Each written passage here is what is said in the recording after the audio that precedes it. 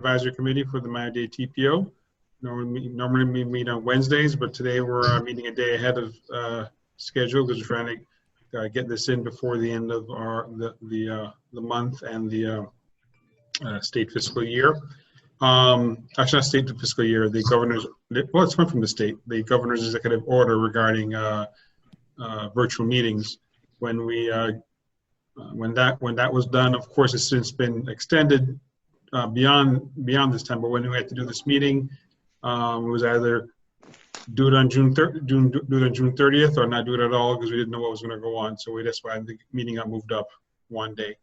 And as it turns out, the executive order was continued. So we can go to the next slide. So we can go over the rules of engagement. Thank you.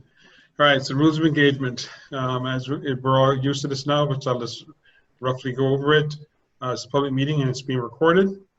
If you have any difficulties, you can contact Ivan Jimenez, the number on the screen, or the email. He's going to be the one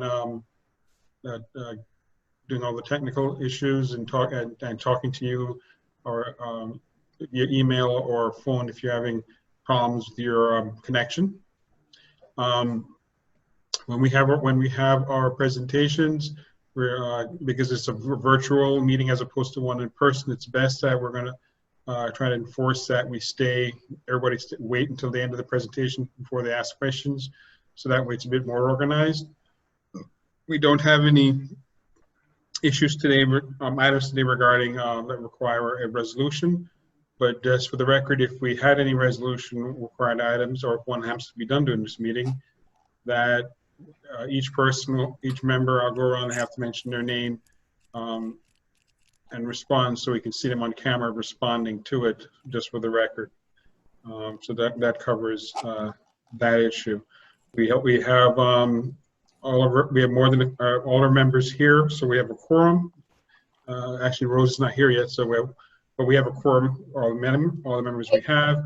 And last but not least, we have a hard stop today for this meeting at 3:30.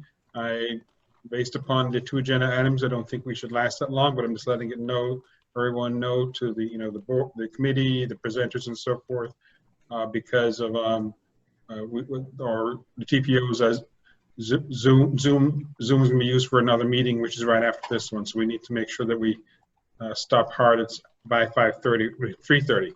My goodness. All right. So that being said, I'm going to call the meeting to order at 2:03 p.m. And if Rose is here, she's not here yet. So when she comes out, introduce her as a new member. In the meantime, if we can go ahead and do a roll call. When I call your name, just answer out to make sure you're off of mute. Chairman Tell. Barbara. I'm here. Vice Chair Juan Flores. Present. Bill Arata. Present. George Kozer. Present. John Dome. Here. Willie Marr. Present. Rose Martinez. Kevin, she texted me just now that she is on, but I don't know. Okay, I see her as a participant, so I'm going to have her get with Juan. So I mean, not with Juan, with Ivan, so that she can get moved over to the panelist side. I think he just did that now. Yeah, he just moved her over. Okay. So Rose, if you can unmute yourself and say you're here. I'm here, present, folks. Okay, thank you. And then Stanley. Yes, I'm here. All right. So on the agenda, as you can see, we are going to welcome our new member, and she just logged on. So welcome, Rosie. And if you want to just give a brief background of yourself and why you want to join the FTAC. Thank you first of all, thank you for the opportunity. My name is Rosie Martinez. I am currently working with Southern Petroleum Resources. My background, a little bit about myself. I've been in the freight forwarding industry for a very, very long time. When I mean very, very many is when I was skinny and pretty. That's how long I've been in the industry. So to let you know a little bit about myself, I left the freight forwarding industry. I became a TSA inspector.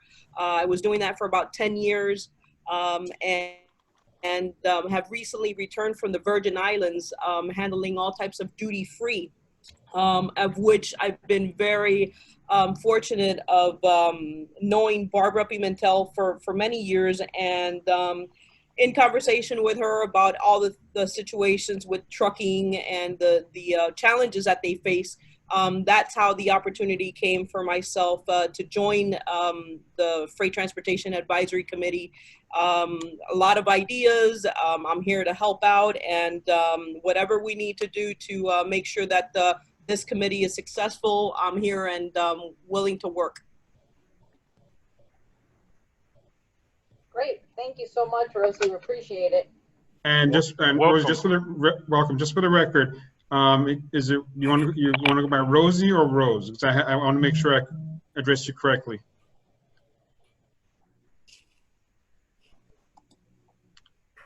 Rosie? My legal name is Rose, but Rosie is fine. Okay. All right. Thank you. All right. So Barbara, the meeting's yours. All right. Thank you, guys. Well, welcome, new member Rosie.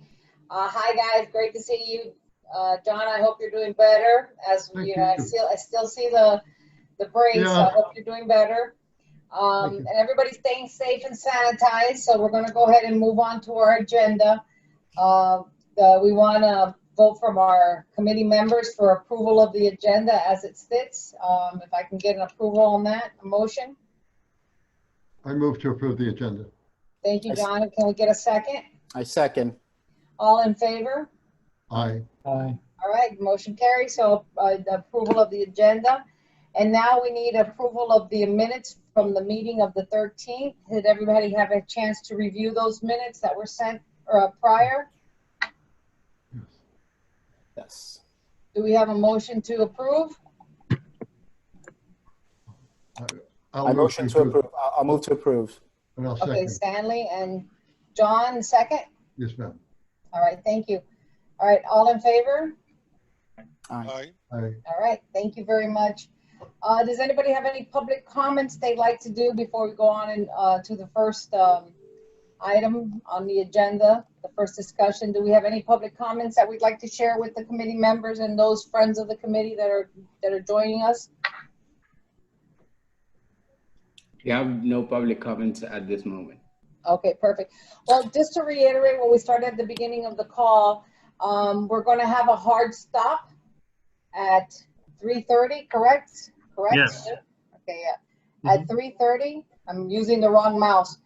At 3:30, so we want to make sure that those that are presenting today to keep the timeline in check, because that way we can have an opportunity to listen to the both presentations that are here for our hard stop. With that going ahead, I'm going to go ahead and start our first presentation, which is COVID-19 Impact on Freight by Terry Johnson. Are we ready for that presentation, Kevin? Yes. I was going to put up on the screen in a second, and Terry's going to speak in 1 minute. Just before we get started, please put your computers on mute so there's no feedback at all while the presentation is going on. And both presentations we're looking at a 20-minute presentation, 5 minutes Q&A. All right, and Terry, it's all yours. It's all mine. Thank you, Kevin. Hey, Kevin. So there's no way for me to share my screen. You have to just go from the slides. Actually, let's see. Ivan, can she share her screen? Ivan. Yes, let me work on this really quickly. For now, I have the entire presentation loaded in case we can scroll through it. Okay, why don't we get started? If there's a way, and the reason I asked that is because I wanted to just show something live where it talks about our trends, trip trends, and what's happening right now in the country with freight and with passenger vehicles. So I was hoping there was a way that I could share my screen. but if not, well, why don't you think about that? It's at the end, and we'll just start with what we see here. So Okay. I want to thank Kevin for inviting me. I think it's an interesting time. I saw you had 2 COVID presentations, and I know that I live in Dallas, Texas. You guys live in Miami, and Florida and Texas are having some challenging times right now. Things are going great, and then maybe not so great. And everyone can see, everyone can obviously see the screen and stuff. All right, so next slide. So I'm going to go over just some freight industry information, some of the research that we did, just using the information that we are collecting from freight vehicles. I'll explain that a little bit and talk about how we're monitoring and how by taking a look at location-based solutions, how it's impacting the transportation trends, and then highlight how our customers can learn more kind of about what is some of the products and stuff. But I'll mostly focus on the freight. I keep doing my next slide. Next slide. If you're not, I don't know if all of you are familiar with INRIX. I know INRIX has been around since 2005, and I know in 2008, and for about 8 years after, from 2008 to 2016, INRIX is providing data. So I'm not sure if I see any nods or anything from the panel, but INRIX is providing a lot of information to Florida on travel time information, historical real-time data, to manage their roadways, and they continue to do that. I'm an engineer, and I actually worked for their competitor for about 12 years, and now I am at INRIX, so they're doing a lot of exciting stuff when it comes to like traffic, signals, parking analysis, analytics, and a lot of new mobility solutions. Oh, sorry, I keep pressing my next slide. Next slide. You're probably laughing at me. And these are just some of the areas that we focus on, pulling in data. So we are pulling in data from long haul and local fleets, so we can do analysis on both long haul and local fleet data. We're getting a tremendous amount of connected car vehicle and data from a lot of huge providers in the mobile phone industry. And in the last year, in fact, we now have 10 times the amount of data that we had last year. It just keeps getting larger and larger and more accurate and more frequent, which has been very exciting when it comes to providing solutions, to like truckers or delivery vehicles or even freight. We're doing a lot of freight safety work right now. It's kind of been our new focus on trying to like alert trucks and long haul vehicles of emergency situations or closed roads or stop traffic ahead. So these are some of the areas where we focus. Next slide. This is a little, hopefully you can see all this. Actually, Ivan, is there a way that I can close the oops. Okay. I'm trying to figure out how to, got it, I think I did it. All right, so this was a study actually done by the North American Council for Freight Efficiency. So this is something that they put together in one of their studies. And Kevin, you know, obviously this is gonna look pretty familiar, but as you take a look, and you're looking at different types of cost per mile. And so as you can see here, and you guys are probably all familiar with this, but for those of you who aren't, I mean, the fuel is about 65% of the cost, you know, for vehicles in 2013, and then that has gone down. And obviously, if you looked at 2020, it's probably because of the situation right now, it's gone down further because the cost of fuel has reduced. You know, there's the cost of the tractor trailer, which is the red cost that you see there, repairs, are the green, purple, in case you can't read, are other operational, and then we have driver wages and benefits. And once again, as you see here, that has continued to go up, and I think as we trend toward 2019 and 20, driver benefits and wages and benefits are continue to increase. Now, one of the challenges that there are is, really looking at the worst drivers and the best drivers, and how the difference in fuel economy can be up to 25%, which was a very surprising number. And I'm not a freight expert, but that to me was a pretty surprising percentage. And then you have the variable costs that make up like the operations cost, which is about 20%. Truck driver shortages, and I've been hearing this for quite a while, but the number is pretty staggering at 63,000. And then just other challenges like deteriorating infrastructure and the economy as a whole. Next slide.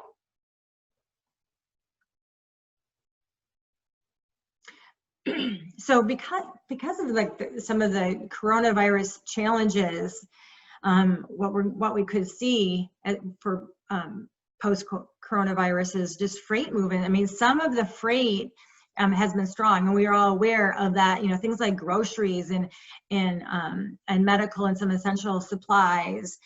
But there are a lot of areas that the freight has weakened through this period of time, and also driver challenges like safety. I mean, that's probably one of the biggest concerns of them stopping and staying at restaurants and getting food and parking. Driver benefits have been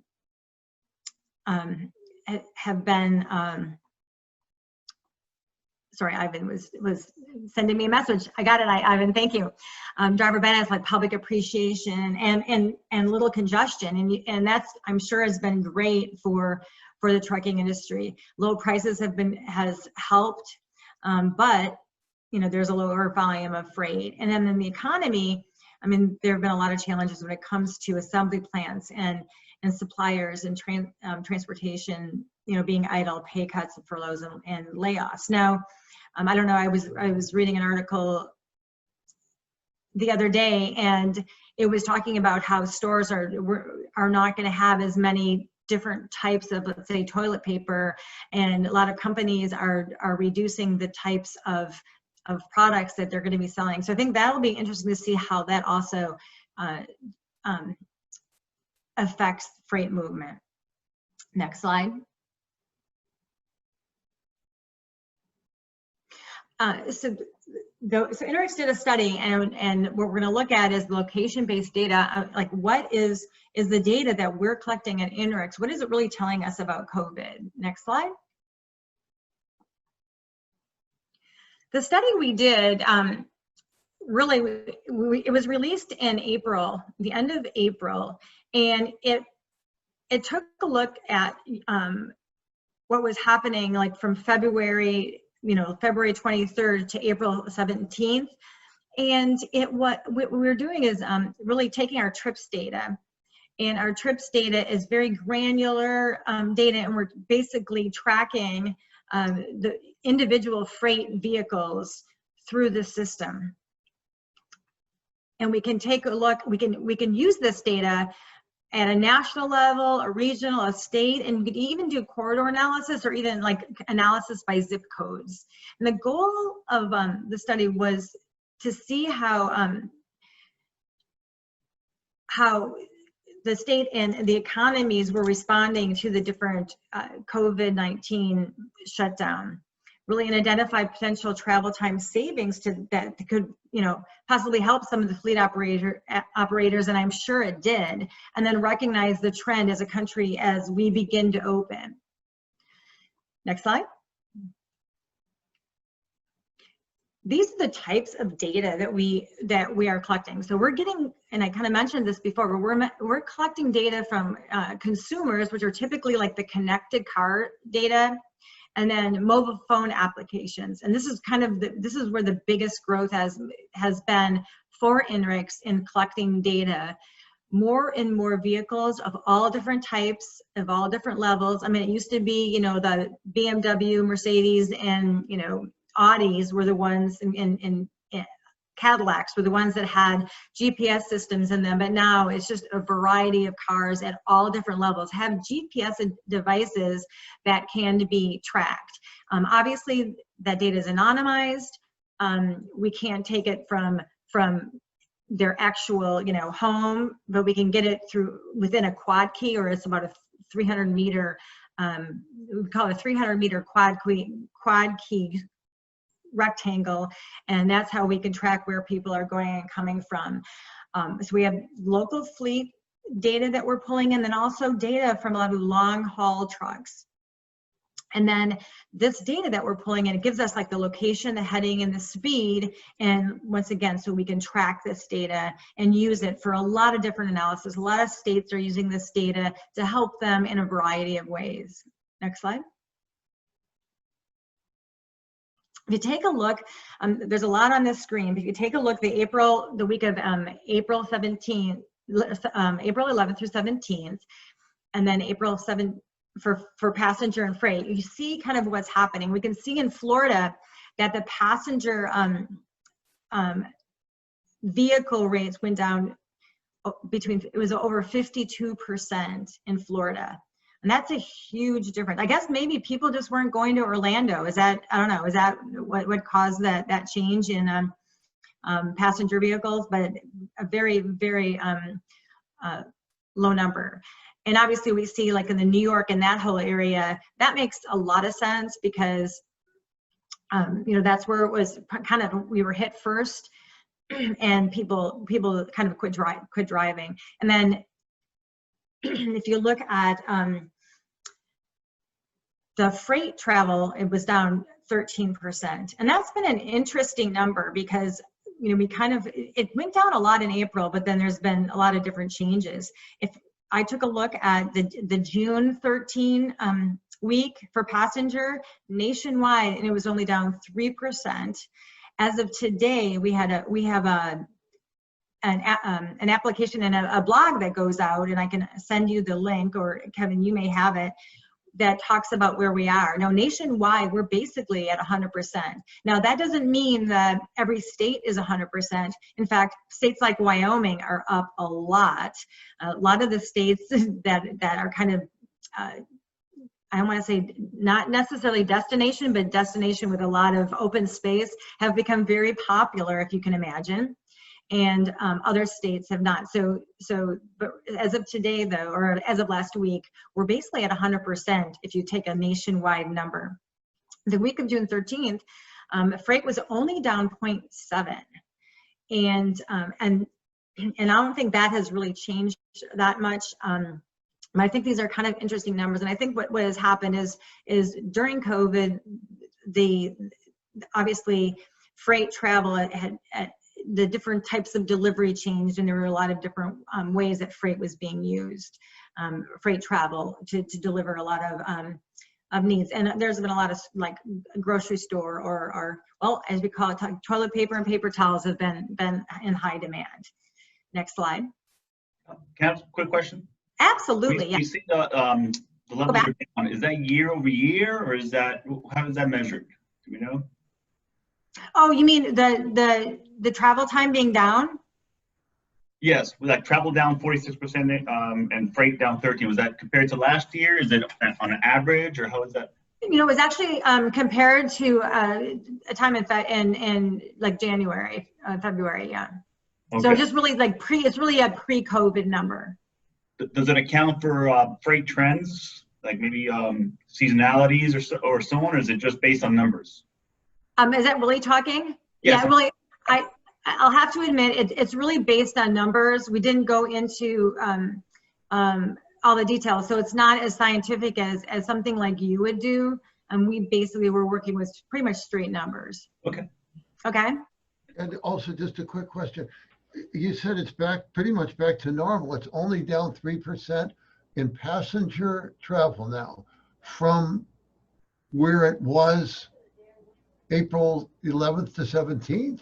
Yeah. I can actually, at the end, I'm going to just pull up some quick, and I guess, Kevin, what's my time right now? How much time do I have left? About 7 minutes, 10 minutes. Yeah, no, it is pretty crazy. Like I said, Wyoming is up 168%. So there's kind of some number, you know, and even the states that are down, they're probably down maybe 10% at most. But then a lot of them are even, and it's a lot of that's in their report. And I can send that report to you guys that came out, the blog report that came out today, if you'd like. I'll send it to Kevin, and he can distribute it. All right, next slide. Yes. And taking a look, I know this doesn't have Florida in it, but really where Florida stands is during the time of the study, kind of the worst impact was down by 12%. I think South Carolina and Florida were down 12%. In the South Atlantic, the average was 11. West Virginia was 13, but Florida was down to 12%. Thanks, Kevin. And here you can take a look at just some of the numbers. So if you look at in our application, we can look. Terry, can I ask a quick question before we go on? I'm sorry. Absolutely. Is there a reason why Florida wasn't counted in the prior screen with the volumes of freight that Florida does move? Why wasn't it in the numbers? Yeah, the reason, so basically what we were showing by this screen is who is the worst. So basically that's what we were showing, and I should have put, but I didn't know how to put it in right. But for South Atlantic, West Virginia was 13%. So Florida was 12%. So we were just showing kind of average for the region, and then the worst state. Okay. All right. Yeah. So it would have been 12%. I could have put it in there with little parentheses, but I probably should have. But yeah, that's where that stands. Okay. Next slide. I know this is hard to read, but if you take a look at, there are three. There's Miami, which the morning rush reduction, or I'm sorry, the travel speed increase with obviously with fewer vehicles on the road. In Miami in the morning, it was 26% increase in speeds, and then rush hour in the afternoon was 38% increase. And then you had, I guess Tampa was 11 and 44, and there's one more city in there that's, and why am I missing it? I'm blanking. You guys probably can see it, but Orlando was 12% reduction or increase in speed during the morning rush hour using 8 o'clock, and then the evening was using 5 o'clock was the speeds increased by 35%. So it was a pretty, and obviously you can imagine that the freight vehicles were very happy about that, those increases in speeds. Next slide. And so how can this big data help us? So let's look at a couple other slides. I'm going to quickly move through these, and I'm going to pull up a real-time feed. But basically, we have a trips trend application, and we can pull up different states. We can pull up, we look at vehicle miles traveled, and then we can give you like total trips and then trip lengths and durations. And then it has the U.S., 50 states, 98 markets, and 98 markets, and those 3 markets are the 3 Florida markets that are available. But we also have available, they are not loaded, but we can, if a state is, or like an MPO or whomever is interested, we are providing, obviously for fee, zip codes where you can look at a number of different zip codes to see what the averages are and what's happening in certain areas. Next slide. And this just gives you a quick, here is March of 2020 through May. And we can separate out local fleets, long haul trucks, and passenger vehicles. And then we've used a time of day filter for just so we can use for 6 to 10 for an AM peak, 4 to 8, and then all other times. And you can see kind of from this slide where the passenger vehicle rates went down a lot, and we've normalized this data. So you basically, one is kind of the standard, and then we've normalized it, but you can see how the percent count has gone down for like the number of vehicles, passenger vehicles traveled, which is the orange, and local vehicles, but the freight hasn't been hit as long. I'm sorry, I call it freight. The long haul trucks haven't been hit as hard. They're the dark blue. Next slide. And one of the things that we are excited about by having all this really clear and accurate data is that we're able to look at the trends for the entire network and not just, you know, we can look at all, pretty much like all roadways, and we can control the, you know, a sample, so it can be like controlled and consistent. And then so really we're comparing apples to apples, where like some of the traditional counters are hard, it's not consistent across the whole state or the whole area. Next slide. And this is my last slide before I go into just a few real-time slides. But these are the types of ways that this trend report can kind of help and has helped. USDOT has access to this application, and they're using it to take a look at a lot of these different areas. So the transport and logistics, really just seeing, you know, how or what effects this has had on their truckers, and how it's made some things easier, and where the trend's going, and taking that into consider as things get better or worse, you know, and if they get worse again, they have a better idea of how to manage their transportation and the logistics for those freight vehicles. And then you can see the financial and retail ways and how this data has been interesting for them. So I mean, let's go. Can we go live, and you just quickly tell me how to do that?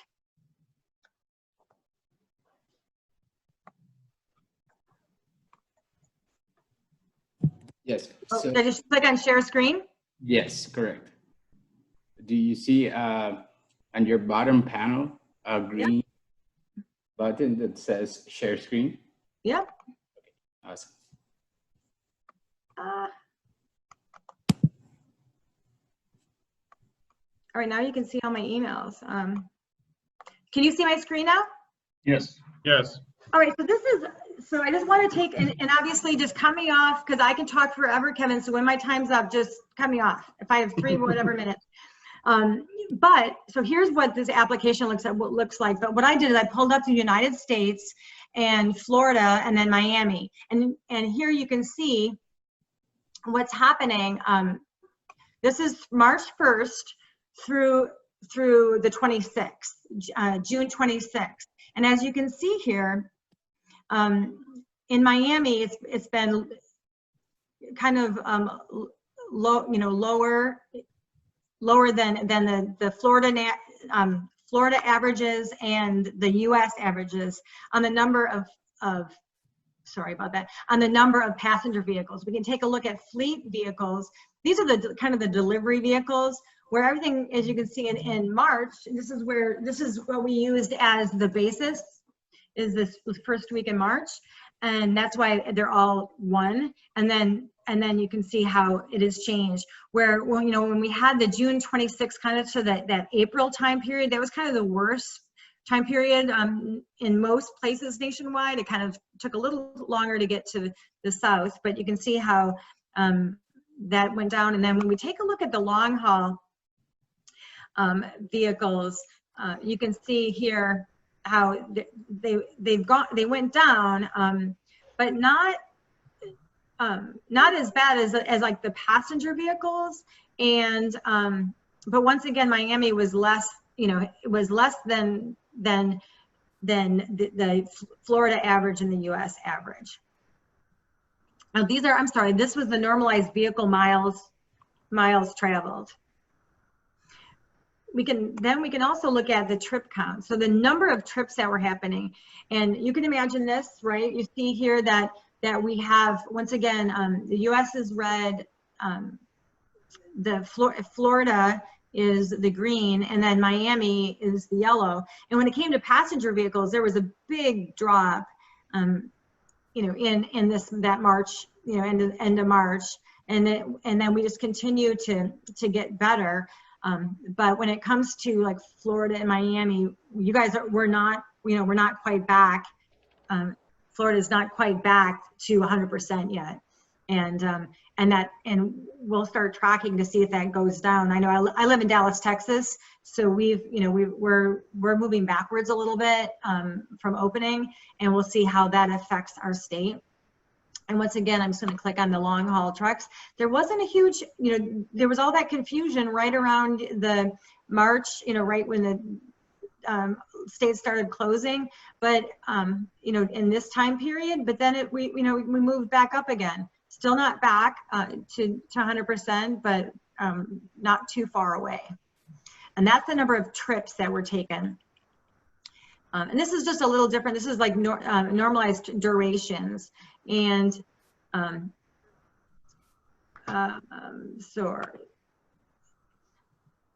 nothing too exciting here, but kind of these are the duration of the travel and the trips. But once again, we're not quite back. US is back, as you can see here. I was showing US is back, but in Miami and Florida, there's the long haul trucks aren't completely back to where they were before. And then once again, here's normalized average trip distance. So that is all I wanted. I just wanted to take a minute and show you. And I think it's interesting to see what's happening during this period of time. I appreciate you letting me speak. And if anyone has any questions, let me know. Yes, just a quick question. Yeah. Can you follow travel from one vehicle to another? Do you follow the vehicle or do you follow the merchandise or both? We are only following the vehicle. So typically there's like a GPS device in the vehicle. Right. So it could be like if it was a trucker, they have GPS devices in their trucks. So we're basically getting data from providers who provide that data to us, and we're just following that individual vehicle. And you're following the vehicle and not the trailer, right? The tractor, not the tractor, not the trailer. Yes, thank you. Yep, yeah. And then do you aggregate different modes for some of your studies? Where you? Yes. Okay.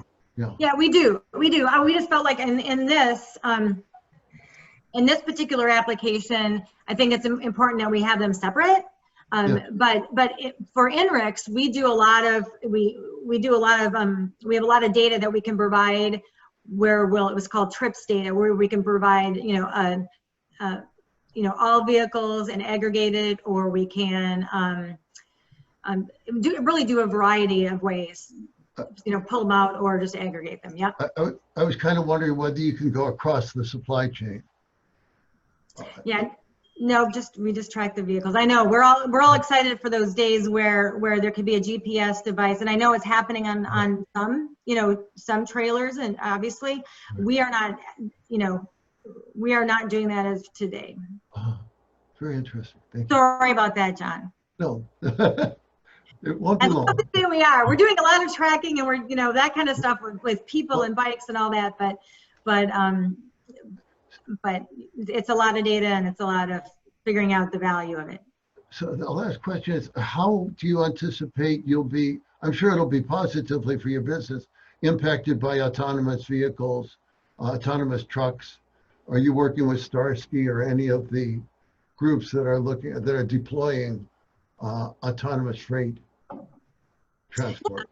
Yeah, definitely, but I don't think it will affect our, I think a lot of those companies we work with really on some like safety issues where we can give them alerts. We have a couple new things out where we can alert truckers if there is some type of an emergency ahead. So we'll be working with them. I don't know if it'll be automated yet. I mean, we do a lot of work with a lot of car companies on their systems, but eventually there'll be things like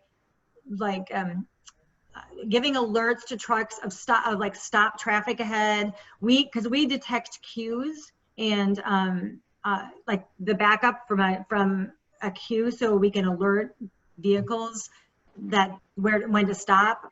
We have something called help alerts where if there's stopped traffic, we can basically draw like a line, and anyone crossing that line would get an emergency alert, like an Amber Alert, telling them that there's stop traffic ahead and, you know, beware, those kinds of things. So I don't know.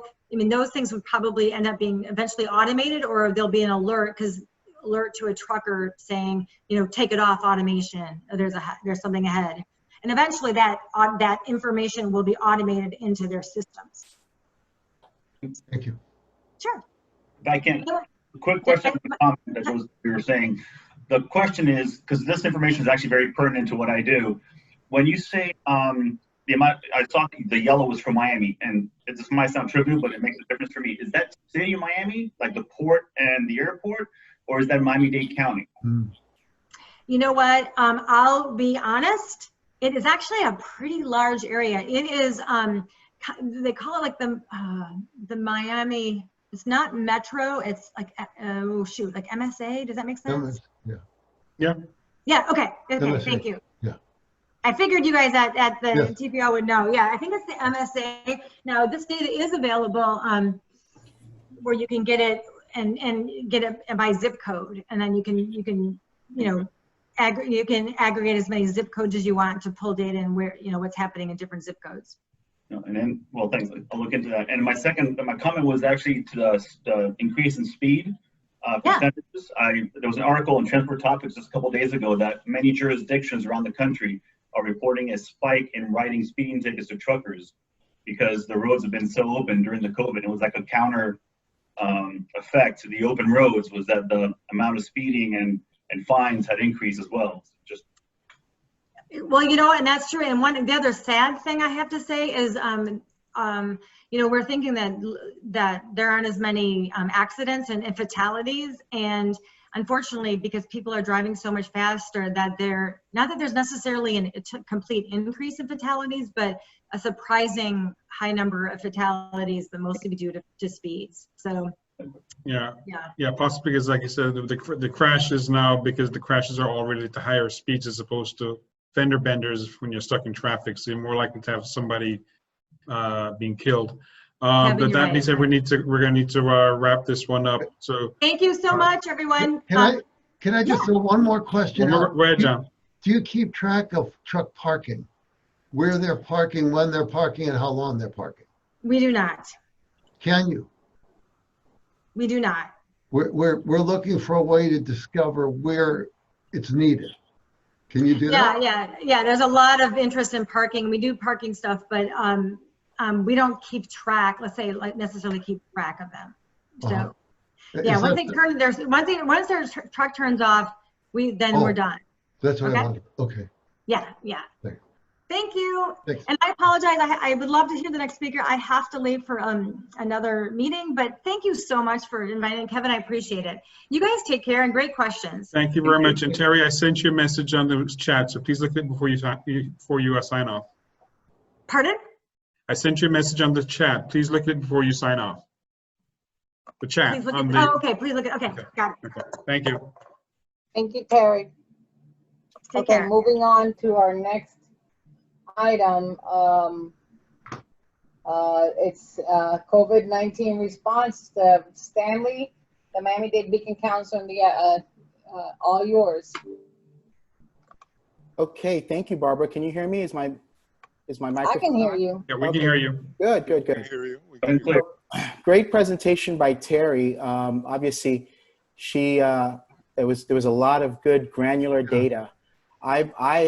This is going to be more of an overview of what's been going on in the Miami area and really the South Florida region, but a little bit about our response.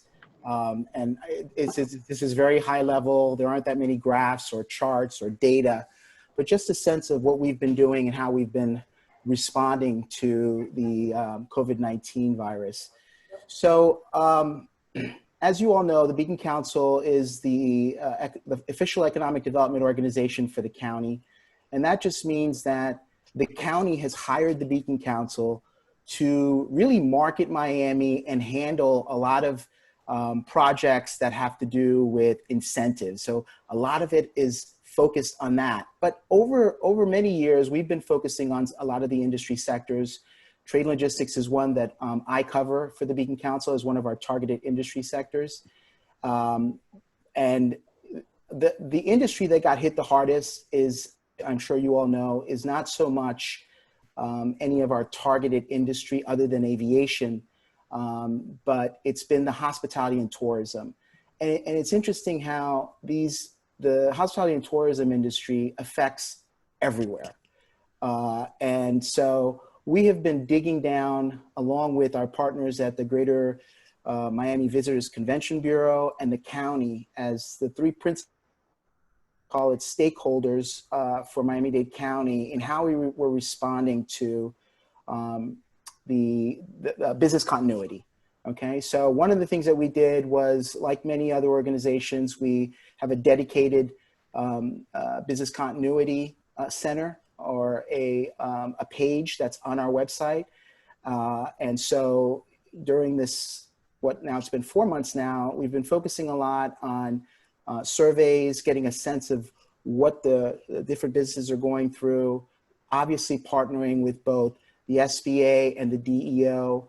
Our banking and finance industry has been very involved with the banks in terms of helping to facilitate the CARES Act, the PPP program.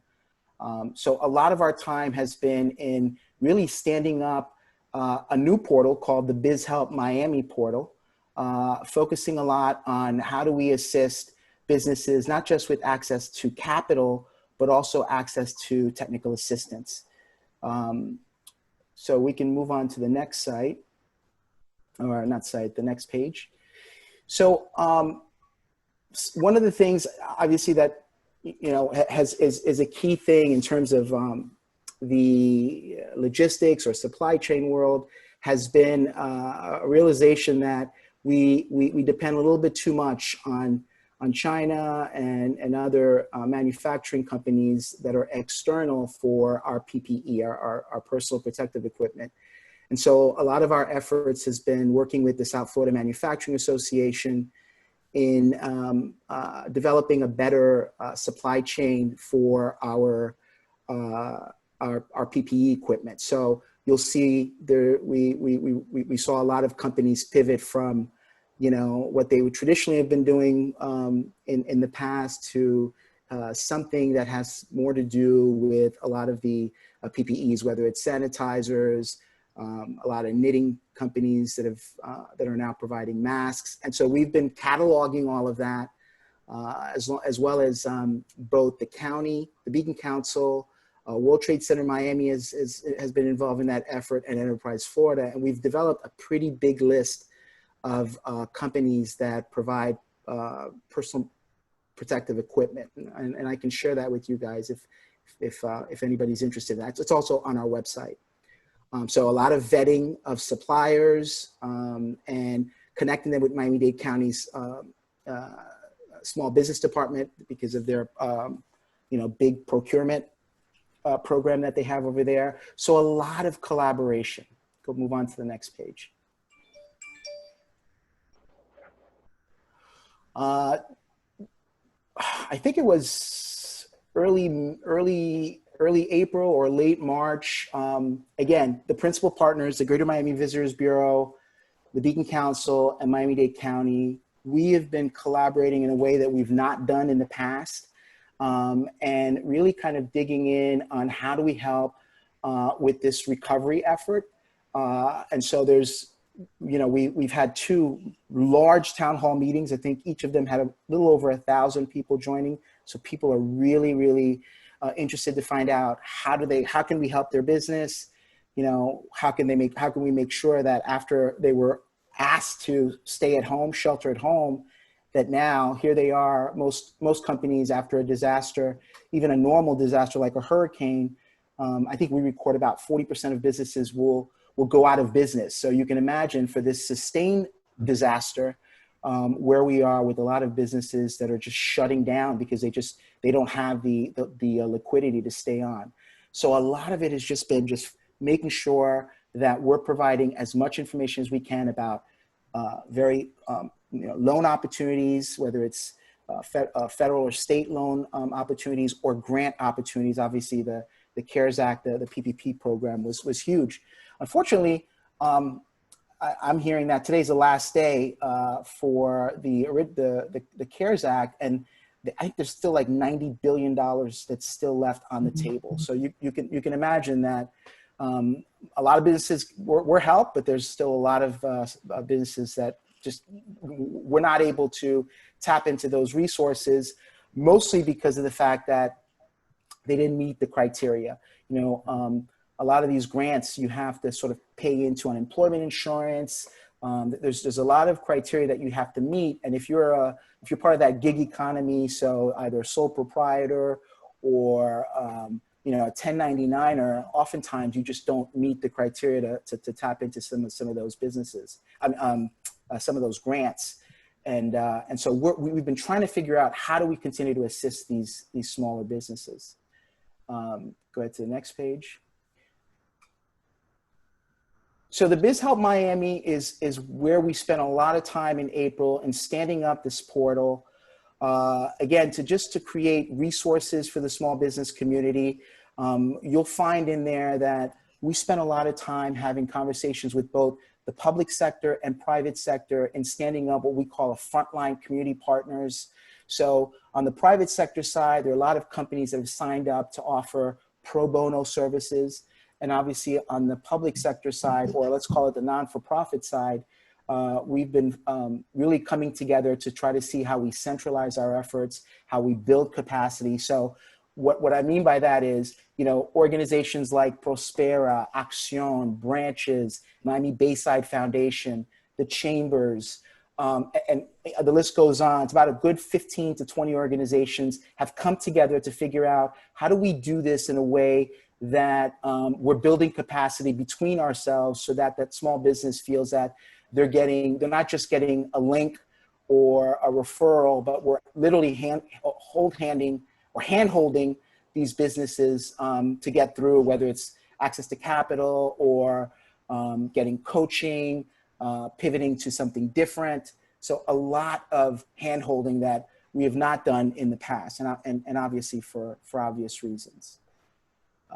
Next page.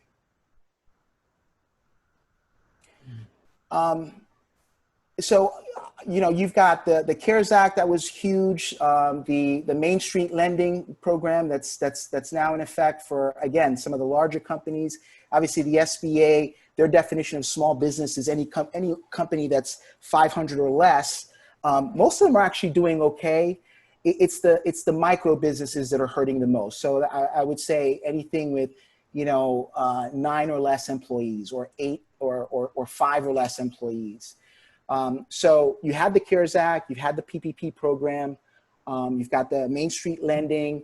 Miami-Dade County has, through the support of Commissioner Higgins, put out the RISE program, and that's a $25 million fund for that. There's the EIDL, the Emergency Injury Disaster Loan, also federal and state programs that are still in place. And then there's this new one, this Layoff Aversion Fund that CareerSource South Florida just put out. And this is more of a reimbursement program. So if you meet the criteria, and some of the criteria is right there, if you have at least 3 to 50 employees, you can get this money, and this is a grant, so it's a forgivable. Actually, I won't even call it a loan. It's a grant. It's just, you know, if you meet the criteria in terms of employees, and you have the necessary documents, which is, you know, W-9, 2 years of tax records, lease agreement, and a few other things. And just present your receipts. So anything that you had purchased. Particularly if you went from an office setup to a home setup, a remote setup. So if you had to buy a new new software, any of the PPEs, any of the protective personal equipment, this program, which is about $2.5 million, would reimburse you. And the Beacon Council, along with the Greater Miami Chamber of Commerce, Tools for Change, Kamakal, and a few other organizations are working directly with this effort. So you'll notice, for example, on link below, it's a Beacon Council link, because we're handling about $500,000 of the total fund to help companies with reimbursement. Okay, next page. And this is really some of the community partnerships, and this is sort of outdated. There's about 20 organizations that's missing from here. But again, a mixture of both public and private sector companies that are either on the private side providing pro bono support, and on the public non-for-profit side, obviously pro bono as well, particularly as it relates to technical assistance. So there is help out there.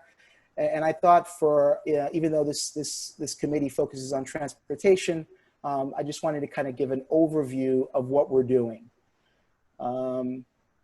So yeah, so I would say the biggest thing, the biggest takeaway is that the Beacon Council, that has not traditionally operated in that very small micro business space, we're typically known for working with some of the large companies, have kind of entered into this space and really have been working as a convener of sorts and bringing these organizations together and seeing how we can coordinate our efforts and making sure that companies are getting to the other side. And then the work with the GMCVB, the Visitors Bureau, again, is that the industry that got hit the hardest is obviously the hospitality tourism industry, but also to help with the messaging. I think if we're all using the Miami Shines messaging, I think that's going to get us to the other side once we get over this spike, and we move into the reopening phase.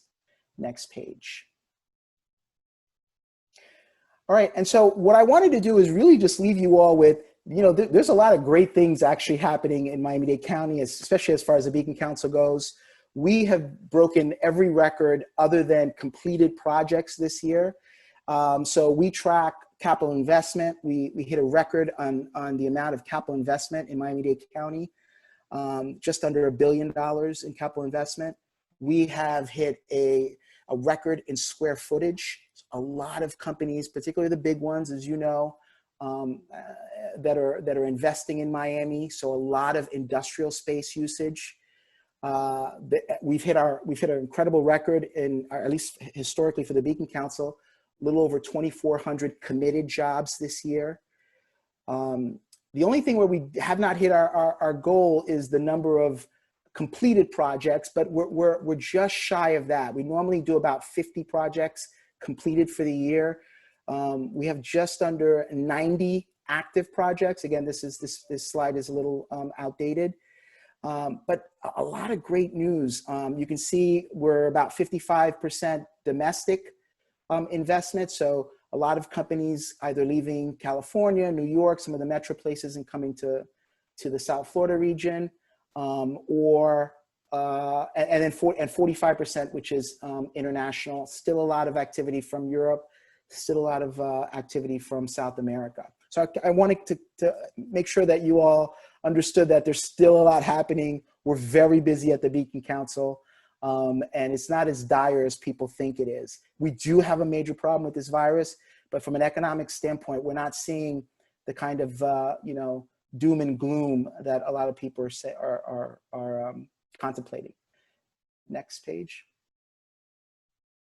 Yeah, again, and this is just a little, just a summary of our projects. And again, I mean, we're talking, this is a little outdated. I think we're closer to 800 million in capital investment. So we're just under $1 billion in capital investment. You can see the numbers here in both commercial and industrial square footage in terms of the total at the bottom. And then this direct jobs. It says 5,000 here, but I think this was meant to be direct and indirect jobs. So some great activities going on there. And then the other thing I just wanted to talk a little bit about, because I do have the lead for both the trade and logistics industry sector at the Beacon Council and the small business.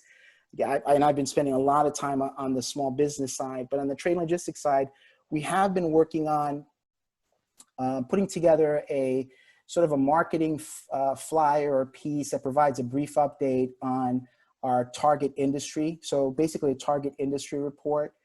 And there's a lot of great things happening, both on the aviation side and the trade logistics side as it relates to cargo. Obviously, I think Terry touched on the major declines on the passenger side, but on the cargo side, it's been not as big of a dip as people thought. So one of the things that I want to make sure that I highlight as far as the trade and logistics sector goes, you know, obviously the Port Miami is a recipient of a $33 million, I believe it's a U.S. Department of Transportation grant for a fumigation center. And we'll be working with them to make sure that we get as many people involved with that effort as possible. You guys heard about DHL with their new, you know, they've got their deliveries where they're focusing on, what was that called again? It's the, you know, reducing road traffic, but also pollution, noise, and all of that. So you'll see some of their e-cargo cycles that are throughout Miami. I'm also seeing that there's a demand for cold storage space. I know Barbie sees that for sure. And of course, the rise of e-commerce, that's huge. The other big thing, and I think tomorrow is when it go ahead. I'm sorry, two quick things. First of all, I agree with you 100% as far as business being well ahead of doom and gloom as projected. We're rocking out of Casa Farms. We're about 10% in shipments above last year. We've been, you know, nonstop. So definitely it looks better than most people would think, thank goodness. So I just want to leave with that. And unfortunately, I have to leave. Like I said before, we have an ERP implementation that I have to go and do a part of. I wish I could see, can I get this presentation? Will that be available for us? Absolutely, absolutely. Okay. So everyone, I'm sorry, I have to go on this one, but thank you so much, everyone. Bye-bye, Willie. Have a good one. Joining.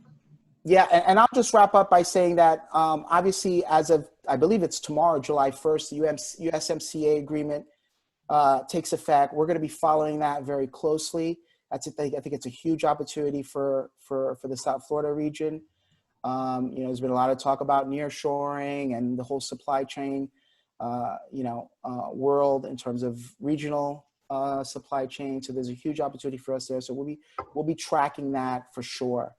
I know I'm sure I missed a couple of things. I didn't really want to go too much into the trade and logistics industry, but I just wanted to give just an overview of what's happening at the Beacon Council in partnership with the county and in partnership with the Greater Miami Visitors Convention Bureau. And that is the end of my presentation.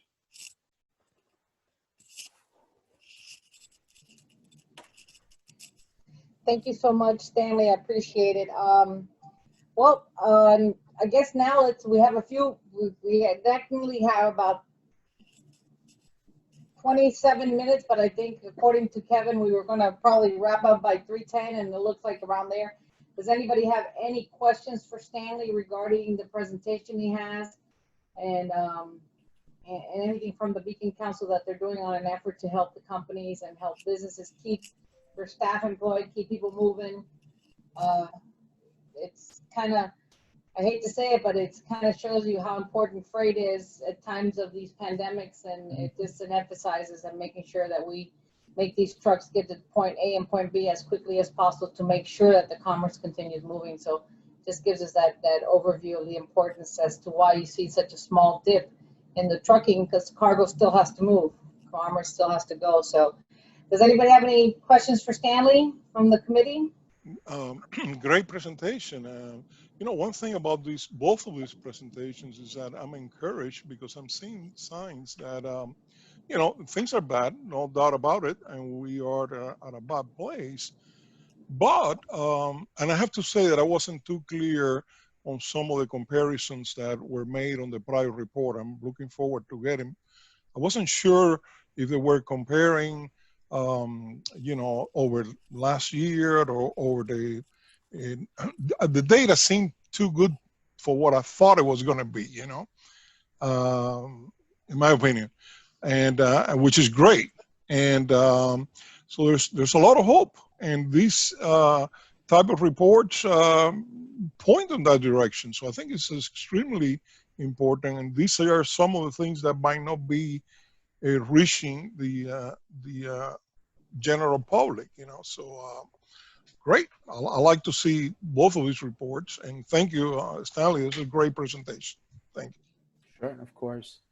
George, to jump on a comment you just made, I too agree that the numbers looked really good, and I would like to know exactly how and where they compared them to, because you know, if we're comparing it in some areas in January and February, those are slow seasons. Yeah. So when you're comparing a peak season, like you're coming in, let's say flowers and perishables, I'm just saying on my side, you're going to be comparing peak numbers with an off-peak season. So it would be nice to know where the comparisons were when they stood those numbers together, because if we're in the midst of a peak, of course the prior numbers, the numbers are going to be looking really good to us. So we want to make sure that we know where those comparisons were. Some of those numbers, I don't know. It seemed, I don't know. I don't know what the, you know, I don't know if they were comparing to the numbers in April, or, you know, but to say that we're back at less than 3% of what it was before. I mean, I don't know. I mean, it could be, but and on passengers,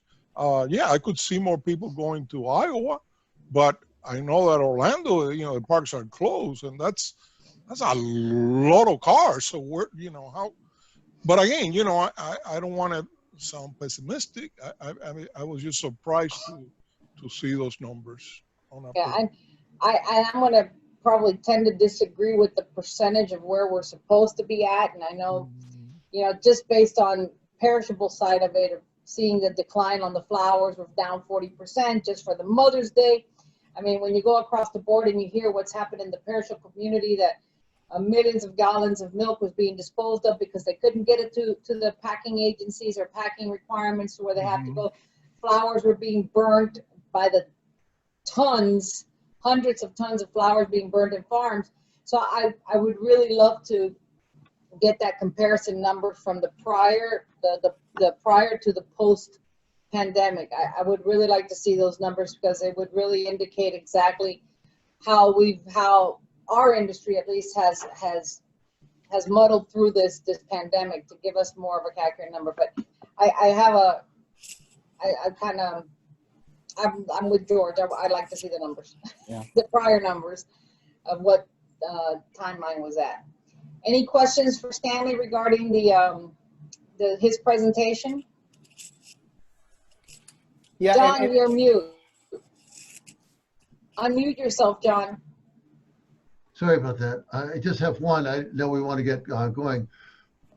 I've heard conflicting information about perishables and cold storage demand. Since I've got both you, Stanley, and you, Barbara, on the phone, too bad that Willie had to leave. But what are you seeing? There's been a lot of talk about people looking at Port Miami, you know, is looking at that facility on the southwest corner of the airport. A number of other folks, but saying demand is so far down on cold storage and on perishables that anyone's afraid to move forward. What's your take on all that? It's right. Numbers are down right now. Remember, keep in mind that the tail end of the perishable, you know, with the restaurants and the hotels, the consumption's being so low, because none of the parks and all these places that have tourist movement, we don't have them. They're not at full capacity. So of course, the food supply chain, the perishable supply chain is going to be down until we can get some of these larger entities back in and doing what needs to get done. You know, like, you know, your restaurants are closed, so most restaurants are at 50% capacity for seating arrangements. So when we start normalizing, we'll see an increase of perishables coming in. Right now is because those that were closed are now coming back to market. So they're now starting to produce. So a lot of it's behind schedule. Perfect example, Publix. Publix has no hams on their shelves at the deli counter because they're out. So it's the plants were closed. Plants have been reopening. They're starting to produce, and you know, because this is not something that can just happen to come, you know, fill the demand. But yeah, the numbers are down. They are down. We don't foresee them to be, they're not on the floor because we're still, but for example, the fruits and vegetables, people are at home, they're cooking a lot more, but you know, they're there, you know, the numbers are there. They're not to where they used to be. They weren't to where they were post pre pandemic. So we're hoping that July, August, the numbers will start coming back. We don't know what, it's hard to project what this holiday season is going to be, not only on perishables, but also on the retail, the brick and mortars, how that's going to happen. So it's a wait and see. I mean, everybody's across the board starting to ramp up. This month is actually when we've seen a little bit more of an increase over the past couple of months. And we see a lot more projects and a lot more businesses coming back online and saying, well, my orders are finally coming in, or I'm starting off with 1 container, and by the end of this month, we'll be back up to our 5 containers. So they're slowly coming into the market, but not the volumes that we were seeing last year. But you know, that's because we just, until these hotels and restaurants open up, we won't see that increase. We'll still see we won't hit a peak yet on perishables until we get. Yeah, and I would just add as well, just keep in mind with the cruise industry, I mean, they were a huge consumer of a lot of that cold. Yeah. So with them being out of the picture as well, you can imagine. There's containers sitting in foreign trade zones right now. There are hundreds upon hundreds of containers sitting in foreign trade zones in order to get them to the cruise lines once they start opening. We're talking about everything from the duty-free shops and to the perishables. Foods are not, because they've already, you know, they don't hold them that long, but they have all the other products. It just, everything having to do with the cruise industry is at a screeching halt. So basically all that cargo is now sitting, paying storage in a foreign trade zone, because since it is designated for international waters. So we'll eventually get to whenever they say that they're going to start reopening. I mean, I heard something that they're possibly going to start, some cruise lines going to start resuming their vessels. I mean, their ships out on the water. I think Royal Caribbean and Carnival Cruise Line were the two that I saw, but I'm not going to, don't quote me on that because I'm not going to commit to that. But you know, once that starts happening, we'll see a different flow and then an intake, an uptick with the perishable product. It'll start. Right now, pharmaceuticals is probably one of the biggest things, as you heard about the new office facility that's coming here to Doral. The Beacon Council made a big announcement on that. It's a COVID testing preparing site. Yep. So it's fantastic that they're going to be here in Doral preparing the COVID tests to be exported into wherever it needs to be done. So that's another benefit that Doral, that this operation is going to be able to go in and fulfill that need, the shortages that we have. So, you know, pharmaceuticals been an uptick. Of Cosmetics. course, I know that Ken Roberts talked about how cosmetics is also, and that requires refrigeration, obviously. Yeah, so they're the difference of the perishables, but food wise and perishable when it comes to the consumption of the food, we won't see that until the hotels get the green light, and the restaurants and the parks that consume, that order all these the volumes that we have. I agree. I agree with Barbie on that. But you know, I think, John, just to maybe get to your point, there was never a huge inventory of cold storage space to begin with. So I think that what we're seeing, I think, because of the rise in e-commerce and more people shopping online, I think that there will be a very gradual increase in demand for cold storage, and we really just got to get the perishables and flour, the fruit and vegetables and flowers up, and you know, I mean, and the reason I'm cautiously optimistic is because this is an area that we're good at, you know, particularly with the flowers. I mean, we all know the numbers here. So I'm cautiously optimistic. And when I look at the different projects that are coming in here, a lot of food and beverage, a lot of not just the durable goods, but you know, projects that require refrigeration that we're seeing. So cautiously optimistic.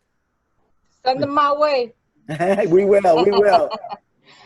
All right, do we have any other comments we have before we go on from the presentations we had to move on to the next item on the agenda, because we are running up against the time. So we have the next item on the agenda. It's old and new business. Kevin, all yours. Yes, attendance report. Everybody is in good standing, so there are no issues there. And as we know from the beginning of the meeting, we finally have a new member for the first time in what, 6 months since Stanley started in January. So we finally got somebody else here. So hopefully we get some more and we can get to double digits. At least have 10 people or something. Yeah. As we know, this meeting here was technically our July meeting, but it's not a July meeting anymore. It's our June meeting, which of course was canceled. So that means that our next meeting date will be August 12th. So we'll have a little break. So you had an extended break between the main meeting and now, and then you have an extended break between now and the August meeting. So consider this your summer break. And then now is member reports. If either one of you have any things you want to mention. I don't have anything to. John, do you have anything? No, ma'am. Thank you. No. George, do you have anything? No. Good. Stanley? All good. I just sent a message to Kevin, but all good. Okay. Juan? Stanley, we're trying. Trust me. And I answered your question. Okay. And then Rosie, hopefully you enjoyed the meeting. I did. Thank you very much. I'm very excited. I know that this was my first one, but I'll have a lot more questions for the following ones. Trust me. Okay. Great. Thank you. Kevin, Bill, can do you you hear have me? any? I'm sorry, Juan, what was that? Can you guys hear me okay, Kevin? You're very low, but we hear you. Yeah. Sorry about that. This mic trouble all this time. Is there anything, Kevin, that we can do just to encourage with the commissioners or with you, or tell us what we have to do as it relates to getting more membership? I know it was challenging before, right? Now it's hella challenging now, even more. I think with everything going on with the COVID and the commission and all that, I don't know if there's anything. Well, the only thing I can the only thing I can think of one is for either Barbara or yourself at one of the board meetings to of course everything's online now. Right. Just to make mention of where we represent the FTAC, and we really like to have some more appointees going in that direction, because obviously all of you already are appointed by a particular board member, so they can't appoint anybody else. So Right. so it's not as though you can go to them and say, hey, appoint somebody. No, because they have. It's you. So other than that, that's all we can say. And I know we've had there are at least 3 or 4 resumes so far that have been submitted in the past year, which are in limbo, and hopefully that one of the meetings they'll appoint someone, because as you may or may not know, when you have the meetings, sometimes they're very hectic or very busy, and then when it comes to the appointments, there's nobody's appointing anybody. So, and I think, let's see, under panelists here, give me a second. I know we're going to close in a second, but I want to see something here. Under attendees, so 2 more attendees, Mike Silver and Jenna Liu. They're both in the on the waiting list. Yeah, Mike has been waiting a long time. Yes. I know. Well, once again, we're going to do the same plea to all our committee members. If you know of anybody that might be a good asset to the committee, that's familiar with the logistics. Remember, we focus on the freight movement, so of course our focus is making sure that the trucks move to and from the port and airports on a streamline and to the industry where we need it most. So think about who you know. Think about if they have, what's great about our committee, it's not a huge time commitment. It is an hour, a few hours a month, a couple of hours for our meetings, and of course, any projects that we take on. So we really encourage it. We really encourage you to come,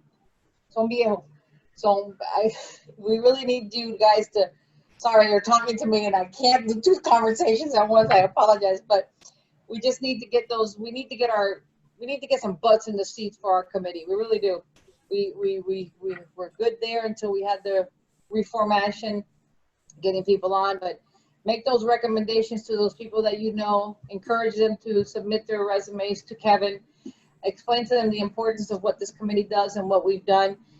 Emphasize the fact that many of you might be new to the committee, but those that have been around for quite some time, Bill and myself have been here since its inception. Let them know that this committee has made extreme